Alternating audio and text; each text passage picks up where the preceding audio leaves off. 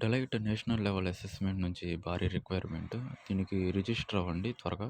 Register అయ్యే ముందు మన ఛానల్ని సపోర్ట్ చేయండి ఫ్రెండ్స్.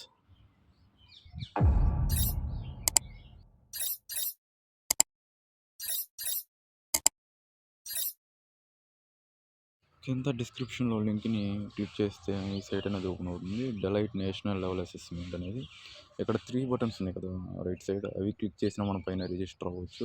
లేదా ఈజీగా కొంచెం అందరికీ అర్థమయ్యే విధంగా ఇక్కడ చూడండి, రిజిస్టర్ నౌ ఓపెన్ అని ఉంది. అది క్లిక్ చేయండి. కొంచెం స్క్రోల్ చేస్తే కిందకి అండర్ గ్రాడ్యుయేట్ సైన్స్ లేదా undergraduate commerce or allied courses వాళ్ళు కావచ్చు, ఇంజనీరింగ్ వాళ్ళు కావచ్చు, ఎవరైనా దీన్ని అప్లై చేసుకోవచ్చు. నేను ఇంజనీరింగ్ కాబట్టి ఇంజనీరింగ్ క్లిక్ చేసి రిజిస్టర్ నొక్కాను. అండ్ నెక్స్ట్ వచ్చేటప్పటికి రిజిస్ట్రేషన్ ఫామ్ అనేది డెలైట్ వాళ్ళది ఓపెన్ అయింది. ఇక్కడ కింద నెక్స్ట్ అనేది ఉంది కదా, దాన్ని క్లిక్ చేయండి. సో నేను ఇది ఆల్రెడీ చేశాను కాబట్టి నేను నా నేమ్స్ అవి ఇవ్వట్లేదు, ఇంక జస్ట్ చూపిస్తున్నాను ఏమేమి ఉంటాయి అనేది. ఇక్కడ ఐ అగ్రీ ఉంది కదా, దాన్ని క్లిక్ చేయండి. ఇది అందరూ కామన్గా ఈ రెండు ఐ అగ్రీ. సో ఇంకా మిగతావన్నీ మీకు తెలిసిందే. పర్సనల్ డీటెయిల్స్, మీ నేము, మిడిల్ నేము, మీ last name and first name, email address, alternative mobile number, date of birth, gender, male అయితే మేల్, ఫీమేల్ అయితే ఫీమేల్. తర్వాత వచ్చేటప్పటికి పర్సనల్ అడ్రస్ డీటెయిల్స్ ఇవ్వండి.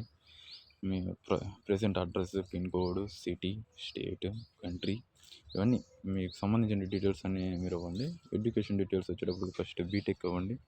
తర్వాత యాడ్ మోర్ నొక్కి తర్వాత ఇంటర్మీడియట్, మళ్ళీ యాడ్ మోర్ నొక్కి 10th, ఈ 3 ఇవ్వండి. తర్వాత యూనివర్సిటీ రిజిస్ట్రేషన్ నెంబర్ అంటే మీ బీటెక్ రోల్ నెంబర్ అనేది ఇక్కడ ఇవ్వండి. సో అదర్ డీటెయిల్స్ వచ్చేటప్పటికి ఎడ్యుకేషన్లో గ్యాప్ ఉంటే ఎస్ అని లేదా నో అని.